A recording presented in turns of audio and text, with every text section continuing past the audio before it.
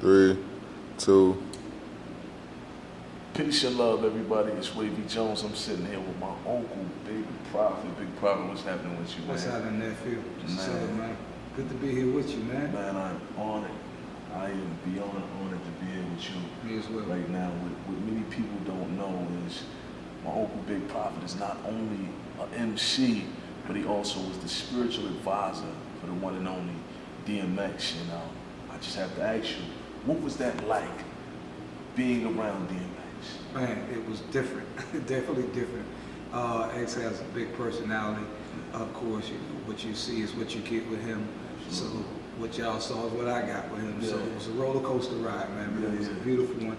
You know, you got the highs and the lows, and that's what makes a relationship great, man. But through it all, we worked through it. We had respect for one another, and through that respect, we formed a brotherhood. And you know, through the spiritual side, we also was there for each other through the thick and the thin. So we was really able to dig into one another's soul and really embrace one another and build an intimate relationship for sure. Absolutely. So what many people don't know is many years ago, you had a vision and you actually said to my pops, matter of fact, that you wanted to work with DMX in some, you know, capacity, and you had that opportunity to do that. Yeah. What did that feel like to have that opportunity to finally live out something that you really wanted to do? Well, it was beautiful. A lot of people thought I had lost my mind back in the day when I actually became Big Prophet and started. You know, I'm known for being one of the pioneers of Christian hip hop, gospel rap, holy hip hop, however we want to say it. In where I'm from, in Alabama, Birmingham, or the South, you know. And so when after my brother got killed, got shot in the back of the head, I actually met the guy that killed my brother. I actually tried to kill him myself, you know, and had done some things I'm not proud of, you know, as we all do. And the guy, he came up to my store and met with me. He was trying to convince me that he was not the one that was involved, but I knew he was. And my sister was working for me at the time. And at this time of the season for my business, I owned a furniture store. This was a slow season. So I had him, he came up, and I was trying to get my sister to get the customers out of there so I could do what I wanted to do to them. And unfortunately, it never happened. Well, fortunately, but unfortunately, but it never happened. Customers just kept flowing. Right then, I knew God was doing something as I look back in hindsight. And me and the guy, we sitting out there on boxes. You know, it's kind of awkward. We just sitting there blowing whistles. So we got to talk to each other. So we started to talk to each other, tearing up a little bit about the conversations we were having. And when I actually let this guy leave my presence, God spoke to me. And he said to me, he said, "You know what, son?" He said, "It wasn't the guy that killed your brother anyway." He said, "Well, it was the spirit that was operating through the guy that killed your brother." So he's taught me that my war was not on the brother, but my war was on the devil, which was the title of my first album. And as I became the artist, Big Prophet, God called me prophetically, you know, to be a prophet, and hence the name. I was 400 pounds, Big Prophet, you know. But when I became Big Prophet, I was praying one time. I don't want to get irritated with nobody, but God showed me early in the spirit, and there were some things that took place that I'll talk about later maybe. And he showed me that I would one day walk with him. And 13 years later, it happened. You had that opportunity.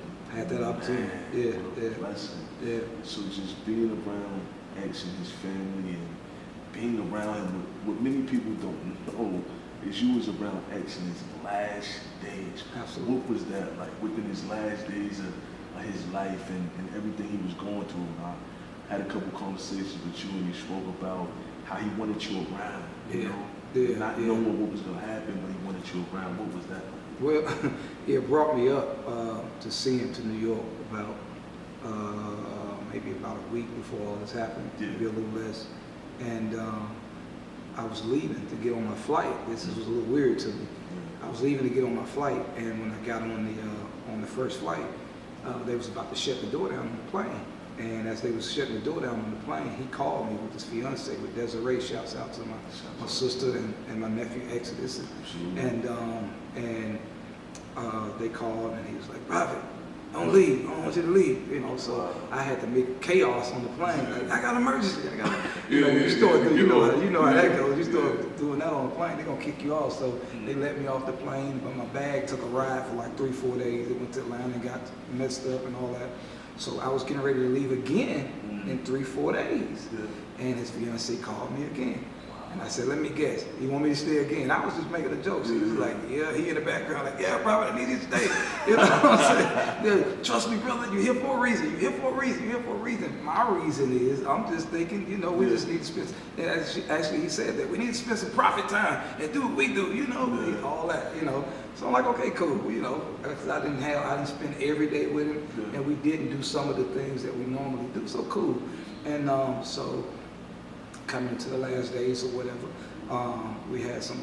he was going through some things, and I came by, and well, let me just back up a little bit. So we ended up doing some prophet things, what he called things like we always go to the grocery store together. We always go shopping, always.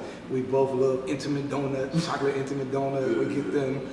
Also, we always buy pickles, basic pickles, eat them out the jar while we're walking around. But it was me, him, his fiance, and his son.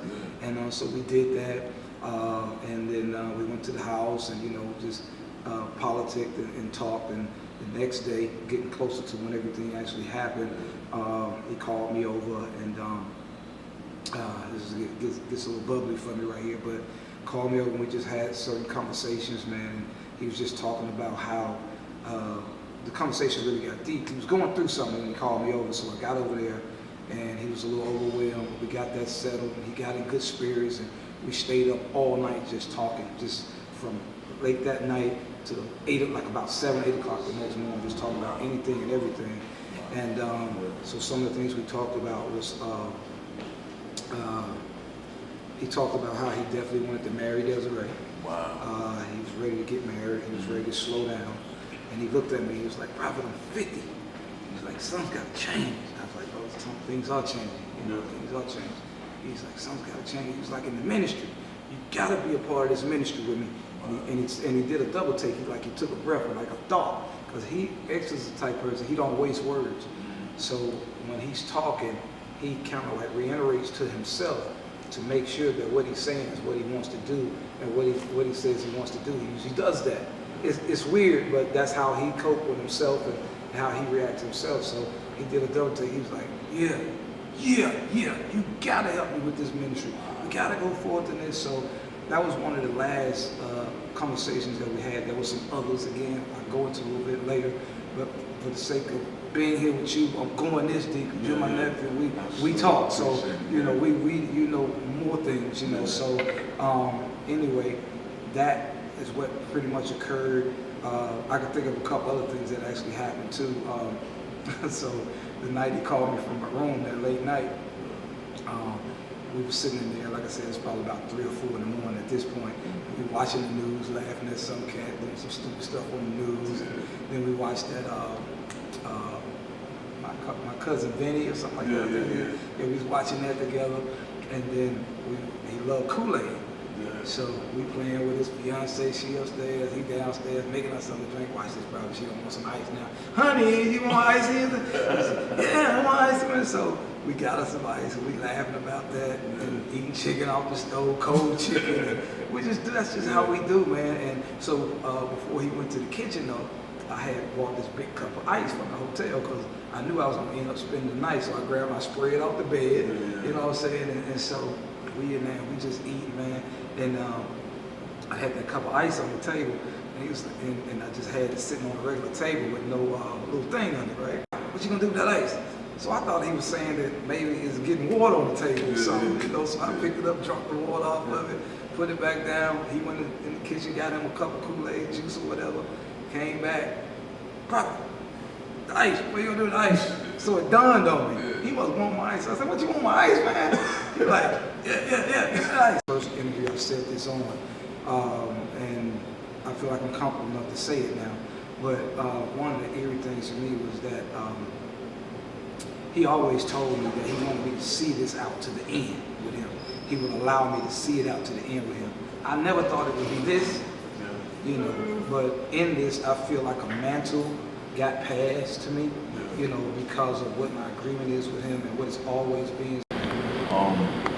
So I don't want to hold you, but if you had one more thing that you would say to ask, what would Wow.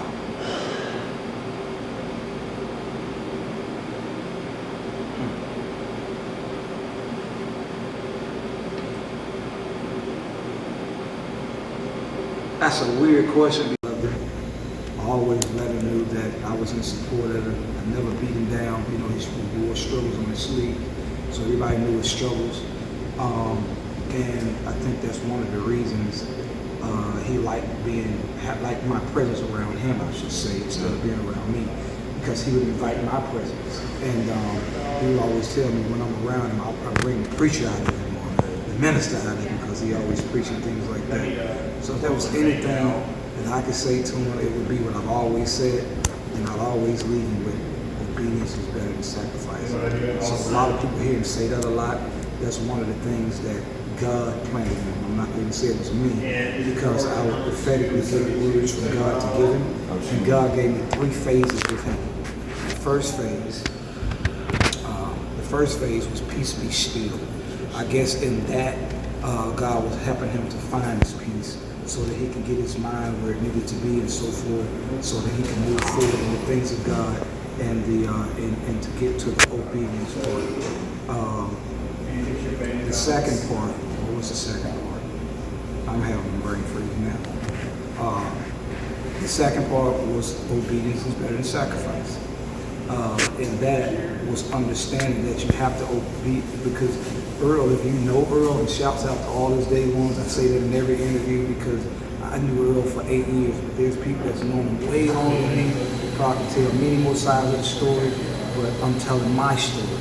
And, you know, my witness, and I say that because Earl has a great way of making everybody feel like, you know what I'm saying, they close to him like that, you know, and he really meant that. He always made a piece of himself in everybody that he touched in his own way. So obedience is better than sacrifice was the secondary one, and it was teaching him, because Earl was a person that sacrificed a lot. But God wanted to show him that his obedience is better than his sacrifice, if that makes sense.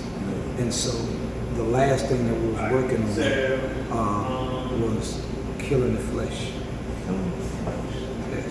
Wow. That was the last thing that we were working on. That's where we was. That's what some of the conversations that we had in the last days. And it was just working on, because he was getting ready to get married and so forth. And that's the thing that we was really working on, to get him into that place that it, you know, in that free place, as the Bible says, that who the Son set free is free indeed. At that point, we knew it would finish the process for him. Yeah. Well, I don't want to hold him up, but man, that was something really special. I know you have so much that you're about to do. Yes. Even continuing the ministry of his vision that you have, and man, I wish you the best. Yes. I pray that God really just blesses everything that you have going forward. Yeah. I pray he blesses the family of Earl Simmons, DMX, and you heard it right here, man. You want to give them your social medias and all that so they get you up. Definitely. I'll do that, and I appreciate the interview, and I appreciate the opportunity to sit on this platform with you. I'm honored to be here as well. Congratulations for all your success, everything that you're doing. I just pray blessings over your life, and I pray that everything that you touch turns to gold. And more than anything else, I know you love God as well. You've been on this journey with me. Shouts out to my brother BBJ Jay as well. He's been on this journey with me. In fact, that's why I got a lot of my tutoring from, to even be able to do this, what I'm doing as far as well. But I do want to say this before I get my social media. Just thinking about our conversations and how Earl was and what he embodied. He embodied one thing. I think he proved to the world that no matter what your struggles are, God is bigger than your struggles. He always managed to manifest God in everything that he did, no matter what the situation was, no matter what he was going through, he always acknowledged God. And the scripture says that if we acknowledge God in all our ways, he'll direct our path. So I know his path is directed. I know he's in a better place now. He's in the bosom waiting.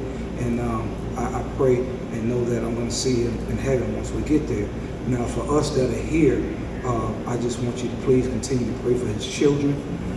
He loves his children so much. And that was one of the things that we spoke about. He was just saying how he was ready to start to formulate this relationship with his children and get closer with his children, you know, and live out his days, you know, and have his latter grades be greater than his former. And shouts out to the people that have supported him, people like Craig Broadhead, Jungle, which was his manager and executive producer on the road at the time of his demise. Had a chance to hang out with D from Rough Riders, so shout out to D and Law, shout out to Rough Riders for what you guys have done in the world, because he would always say to us that he belonged to the world. And there's never a time when we could be out somewhere and someone would come up to him and say, man, this song helped me through a bid, or this song, I got saved because of you. And he would always, sometime, as Craig said in a couple interviews, he would look up and just be like, I'm just not deserving of this guy. Like, why me? You know, why me? But he understood that he had a calling, but it was such a heavy thing that he just felt like he wasn't deserving of it. And he was humbled in that way. So I just pray that all of us now, we can take from that, because he was very transparent, and that we'll take from that, and more than anything else, understand that the love of God is greater than anything else. And so that's the legacy he would want to leave. And if you love Earl and you want to see Earl again, I pray that your life is good with God so that you can see him again. God bless. There you have it. Big Prophet, ladies and gentlemen. Just Google me. On the social media, just Google. Thank you so much. Thank you for having me on the show. Thank you. Love you, man. Love Yes, you, sir. man. Yes, sir. Thank you. Peace.